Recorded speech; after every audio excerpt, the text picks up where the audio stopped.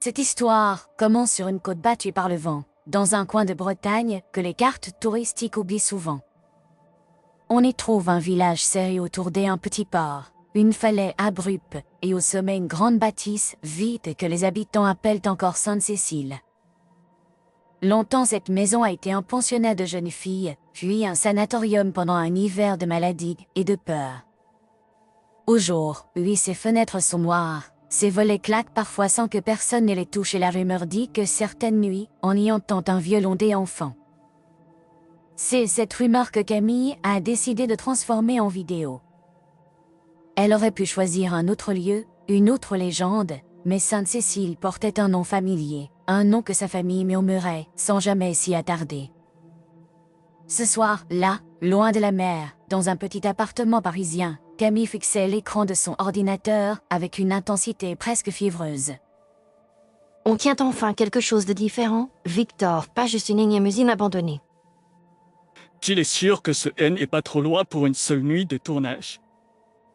Plus c'est est loin, plus les abonnés ont l'impression que c'est dangereux et authentique. Et le lien avec ta famille, tu comptes en parler à la caméra? Je ne suis même pas sûre que ce soit le même endroit, on verra sur place.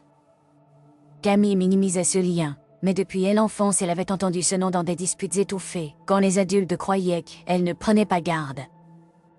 Une fois, elle avait surpris sa mère en train de brûler un dossier jauni, où on pouvait lire les mots pensionnat Sainte-Cécile, et un nom de femme qui ressemblait au sien.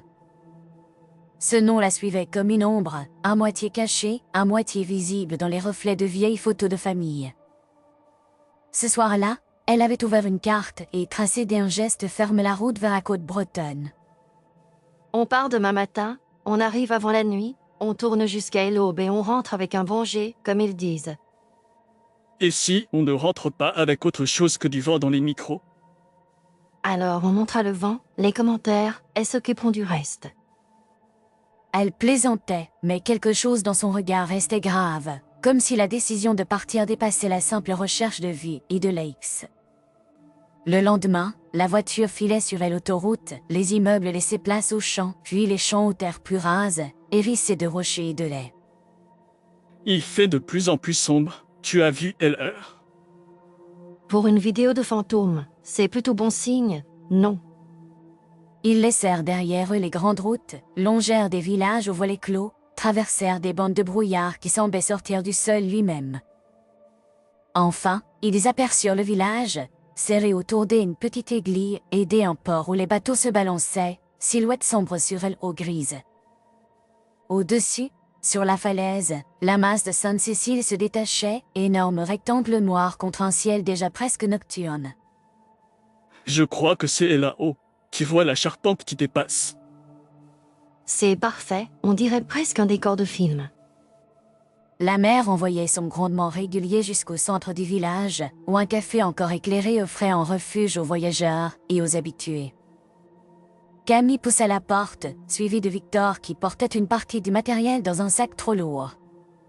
Bonsoir, vous cherchez des chambres ou juste un café?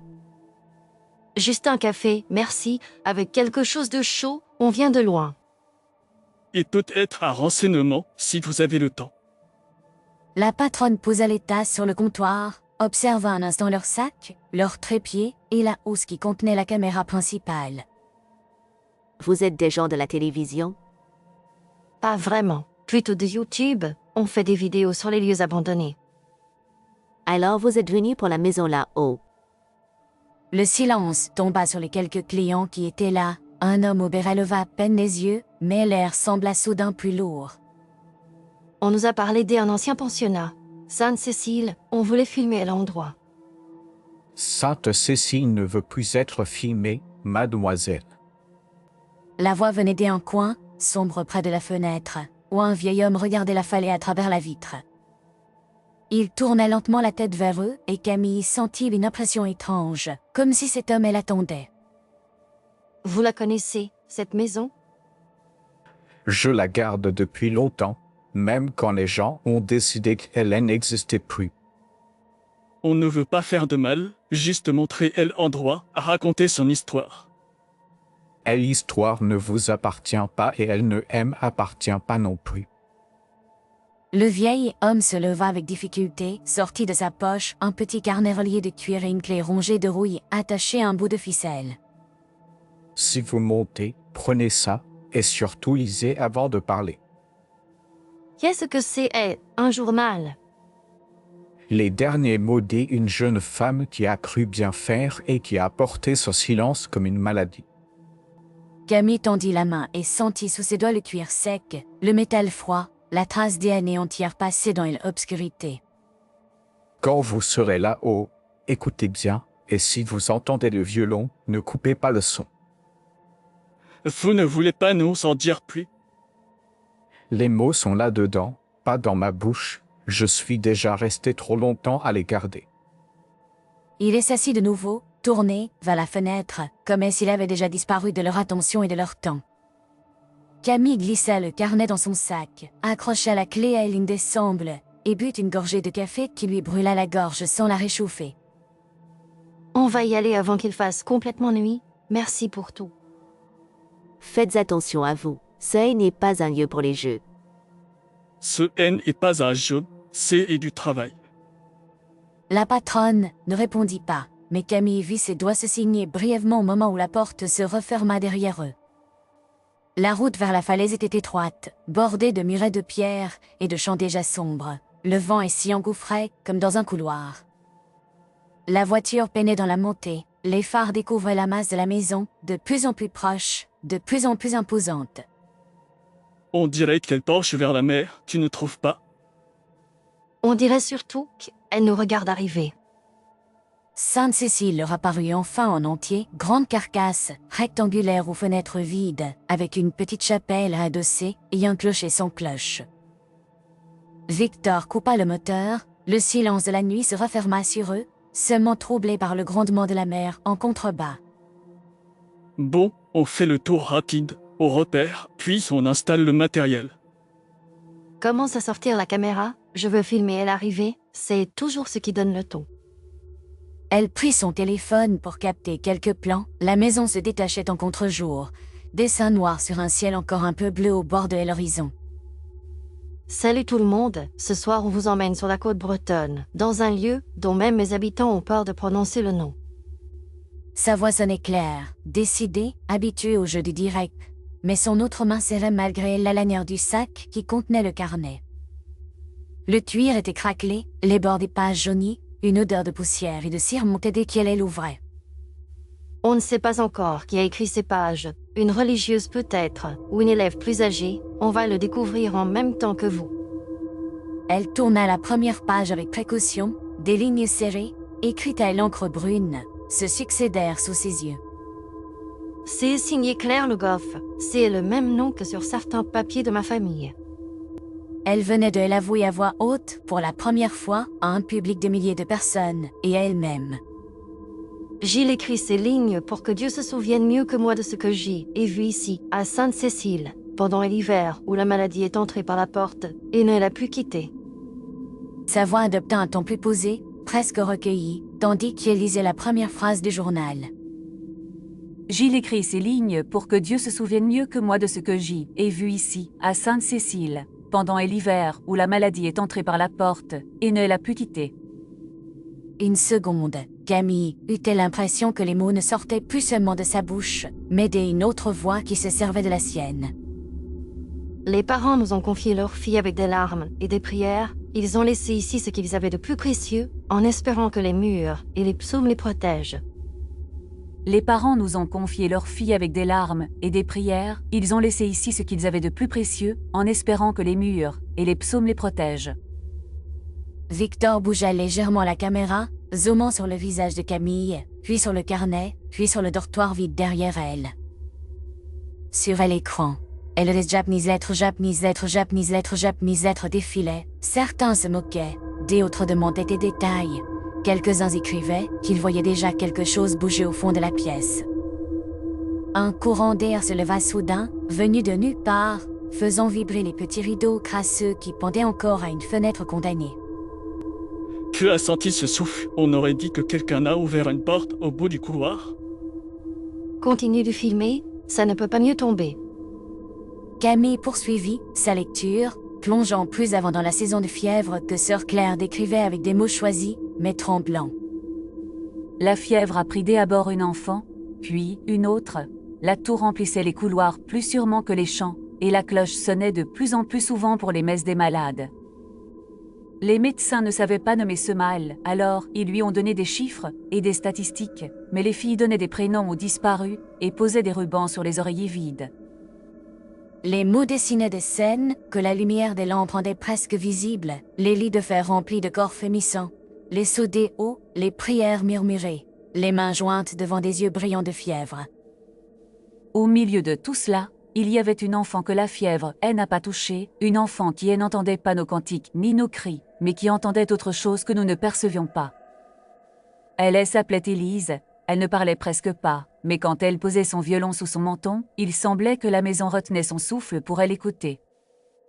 Au moment où ce nom fut prononcé, un bruit discret se fit entendre dans le dortoir, comme une corde de bois qui se tend, ou une note très douce frappée sur un instrument invisible. Tu as entendu ce son, ce N n'était pas le vent, je t'assure.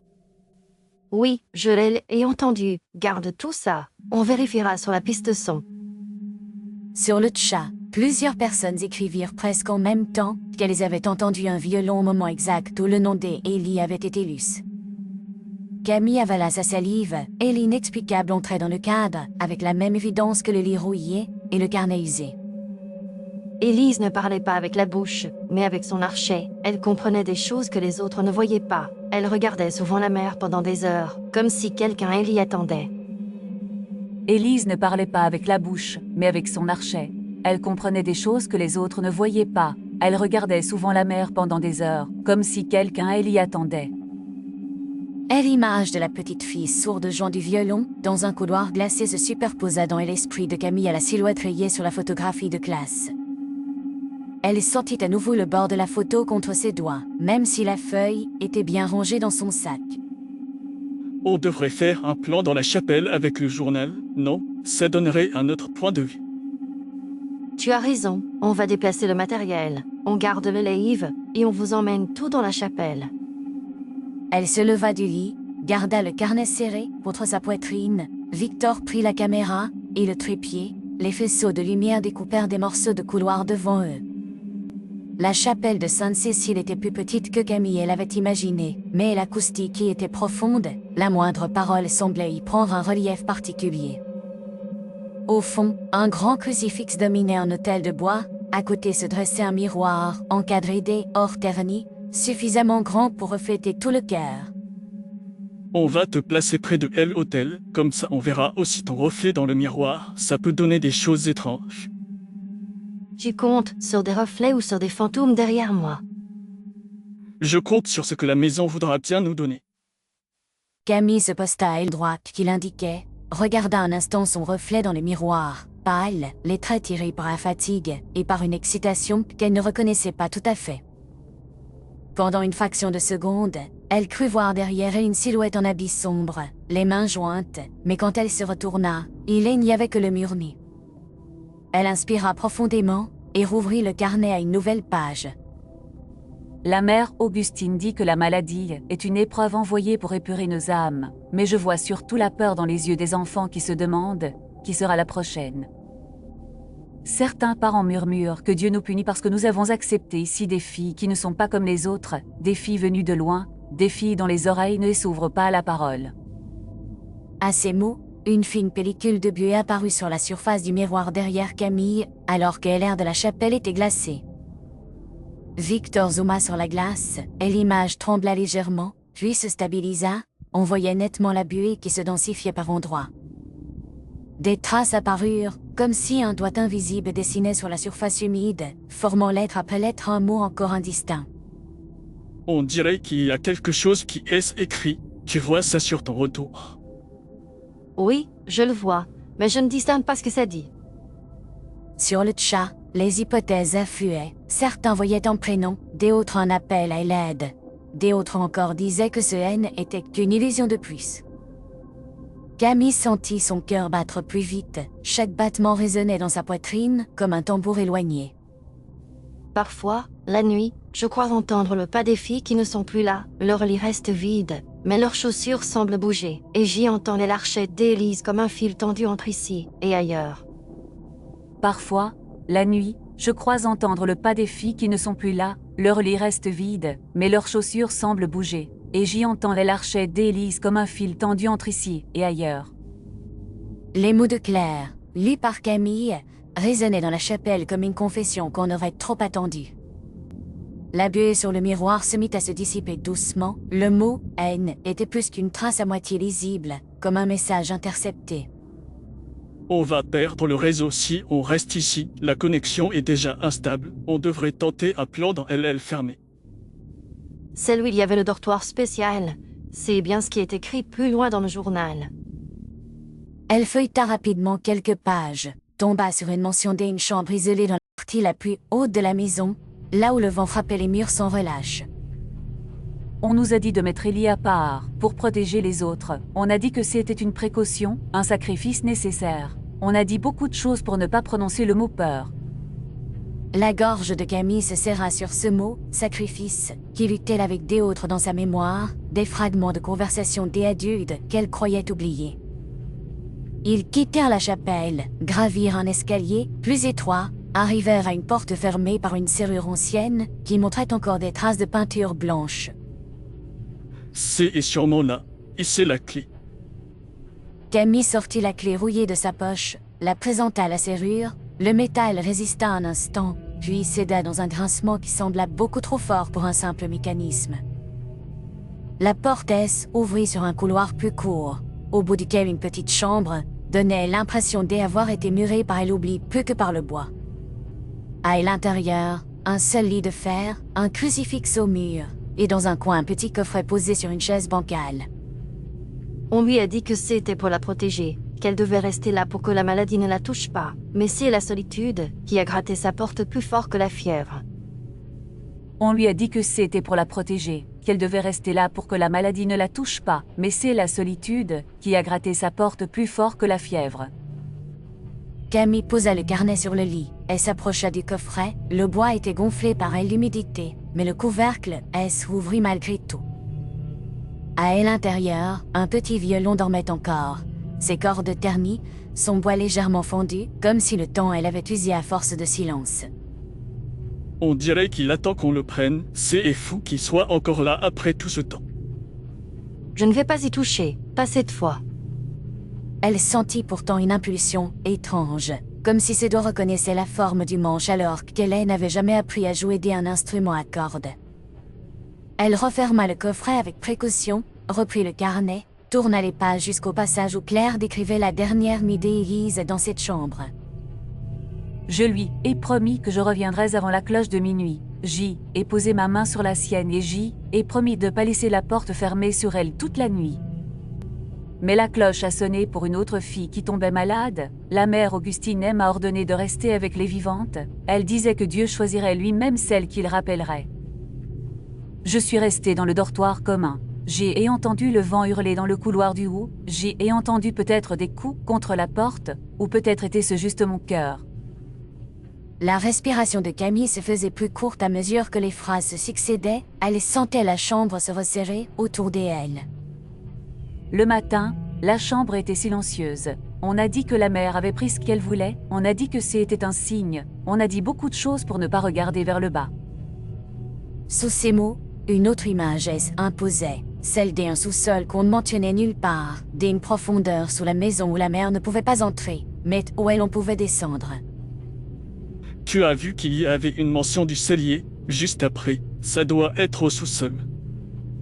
Oui, elle dit qu'elle a vu 2 hommes tirer quelque chose de lourd vers en bas. On doit y aller. Ils redescendirent les escaliers, la lumière semblait plus faible, comme si la maison avait avalé une partie de leur énergie. Au bout d'un couloir, une petite porte donnait sur des marches de pierre qui plongeaient dans une obscurité plus épaisse. On va perdre complètement le réseau là-dessous, mais le direct continue tant qu'on enregistre la piste. Tant que la caméra tourne, on est avec eux, même si on ne voit plus les commentaires. La cave sentait l'humidité, la terre, et une autre odeur plus ancienne que Camille ne parvenait pas à nommer. Au centre de la pièce voûtée, un puits de pierre était recouvert de planches noircies, maintenues par des chaînes rouillées. Je les ai vus pousser quelque chose vers le bord du puits. J'y ai entendu un son étouffé. J'y ai prié pour que ce ne soit qu'un cauchemar. Mais le matin, les planches étaient déjà clouées. Je les ai vus pousser quelque chose vers le bord du puits. J'y ai entendu un son étouffé. J'y ai prié pour que ce ne soit qu'un cauchemar. Mais le matin, les planches étaient déjà clouées. La voix de Claire tremblait à travers les mots, et Camille sentit qu'elle connaissait ce tremblement. Elle l'avait entendu parfois chez sa propre mère lorsqu'elle parlait de choses qu'elle refusait d'expliquer. Je n'ai pas soulevé les planches, je n'ai pas appelé les autorités, je n'ai pas crié, j'y ai obéi, j'y ai prié, j'y ai laissé la maison se charger de ce que nous ne voulions pas voir. Si quelqu'un lit un jour ces lignes, qu'il prononce à voix haute le nom de l'enfant que nous avons abandonné, qu'il le prononce sans honte et sans mensonge. Le silence dans la cave était si profond qu'on aurait pu croire que la maison elle-même retenait son souffle. Élise. La voix de Camille traversa l'air comme une corde tendue. Elle prononça le nom avec une clarté que même Victor ne lui connaissait pas. Au même instant, un son monta du puits, un son de cordes frottées, un fragment de mélodie, fragile et nette à la fois. Tu l'as entendu? Dis-moi que tu l'as entendu. Oui, je l'ai entendu, et eux aussi l'entendent. Elle parlait des spectateurs du direct, mais elle parlait aussi des autres présences, de celles qui remplissaient maintenant la cave au-delà de ce que la lumière montrait. Victor braqua la caméra sur le puits. Les planches ne bougeaient pas, mais les chaînes vibraient légèrement, comme sous l'effet d'un tremblement qui venait de dessous. La caméra se mit un instant à produire des parasites. Des lignes blanches traversèrent l'écran, des formes floues semblèrent apparaître derrière Camille. Sans regarder le retour, elle sentait néanmoins la sensation d'être observée, entourée, appelée. Je lui ai demandé de ne pas me pardonner si je ne revenais pas. Je lui ai demandé de garder la mémoire de ma lâcheté vivante, pour que Dieu ne l'oublie pas. Cette phrase n'était pas écrite dans le carnet, elle sortit pourtant de la bouche de Camille, avec elle accent d'une autre époque, comme si une bouche invisible elle avait prononcé à travers la sienne. Camille, ce que tu viens de dire n'est pas sur la page. Je filme tout mais ce n'est pas écrit. Je ne sais pas. J'y ai juste lu ce que je voyais, je crois. Elle baissa les yeux vers le carnet et vit que l'encre semblait se répandre, ajoutant des mots qui n'y étaient pas quelques instants plus tôt. Sa vision se brouilla, la cave tourna un peu autour d'elle. Elle dut poser une main sur la margelle du puits pour garder l'équilibre. Autour d'eux, l'air semblait se densifier, le froid devenait si intense qu'il en brûlait presque la peau. On devrait remonter, on en a assez, on peut monter la vidéo avec ce que nous avons déjà. Si on arrête là, on aura encore une histoire incomplète, encore une vérité laissée dans le noir.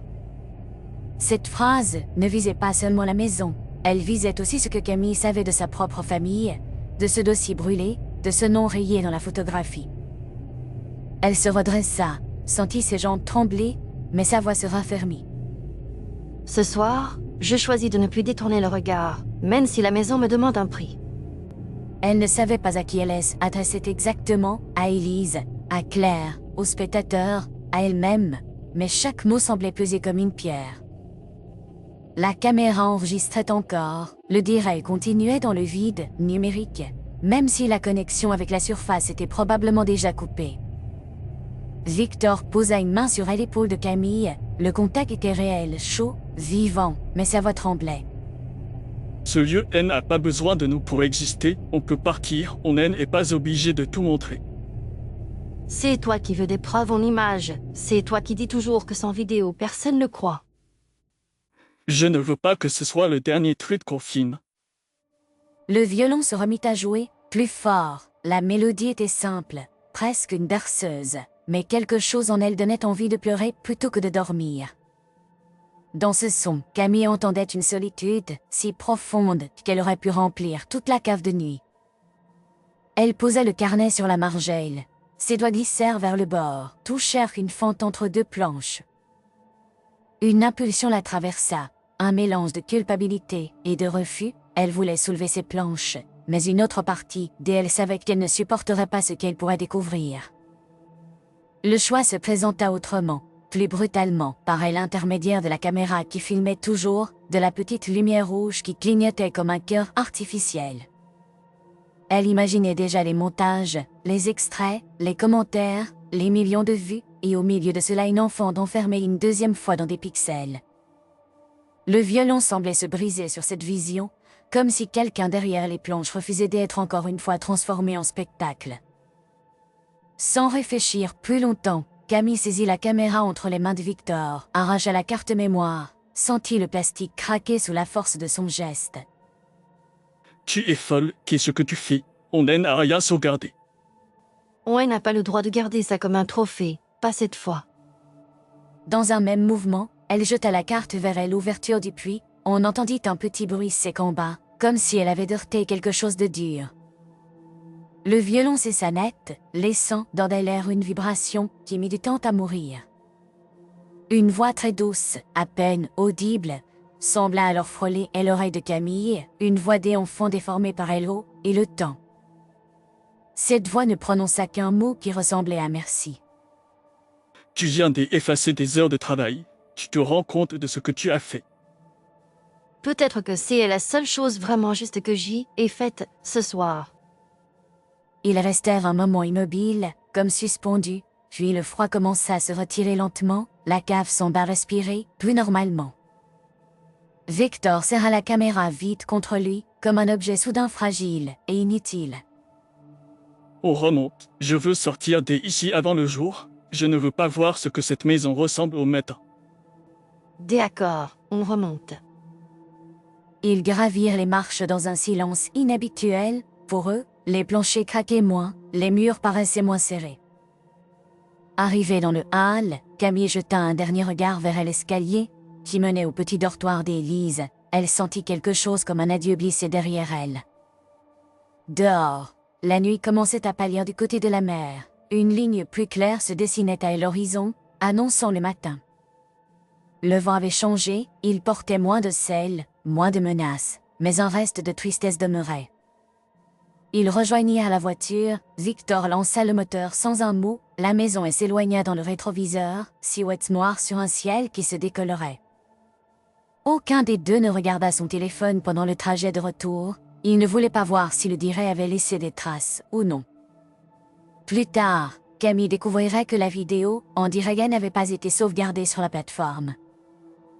Les spectateurs qui avaient assisté à la diffusion racontaient des choses contradictoires. Certains disaient que le flux s'était coupé dès l'entrée dans la cave, d'autres prétendaient avoir entendu jusqu'à la dernière note du violon.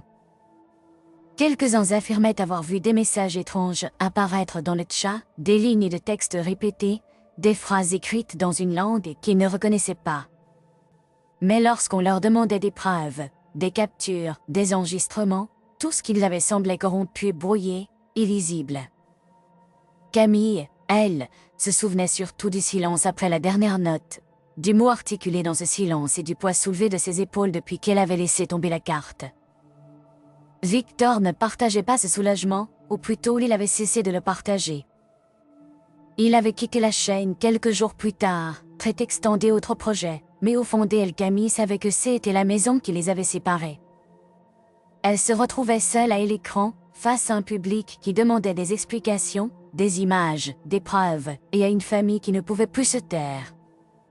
Sa mère lui avait montré enfin quelques papiers qu'elle n'avait pas brûlés, des copies des actes anciens, des lettres d'une certaine Claire Le Goff adressées à une cousine restée au village. Dans ces lettres, Claire parlait peu de la maladie, et beaucoup de sa honte, du poids d'une décision qu'Hélène n'avait pas su prendre, de la sensation d'entendre un violon la nuit alors qu'Hélène y avait plus d'instruments dans la maison. Camille lut ces lignes en silence, retrouva la même écriture que dans le carnet, la même manière de tracer les lettres, la même hésitation dans les courbes. Claire était bien son ancêtre, et Sainte-Cécile était bien le trou noir au milieu de l'histoire familiale. Elle comprit alors que sa vidéo manquante, ses vues perdues, sa collaboration rompue avec Victor N était qu'une part du prix d'une dette ancienne que quelqu'un devait bien finir par payer. Elle choisit de raconter l'histoire autrement, sans images, sans plan spectaculaire, sans bruit amplifié, simplement avec des mots.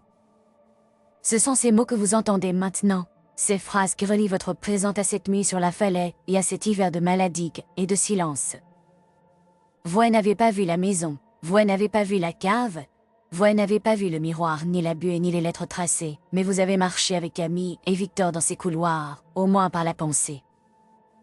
Peut-être avez-vous imaginé un visage pour Élise, une manière de tenir son violon, un regard posé sur la mer. Peut-être avez-vous senti un peu de la peur et de la culpabilité de Claire en écoutant son journal se dérouler. Si c'est le cas, alors la maison existe encore quelque part, mais Hélène est plus enfermée dans des murs, elle habite maintenant vos souvenirs et vos images intérieures. Il n'y a peut-être pas besoin de plus de preuves que cela pour qu'une histoire soit vraie.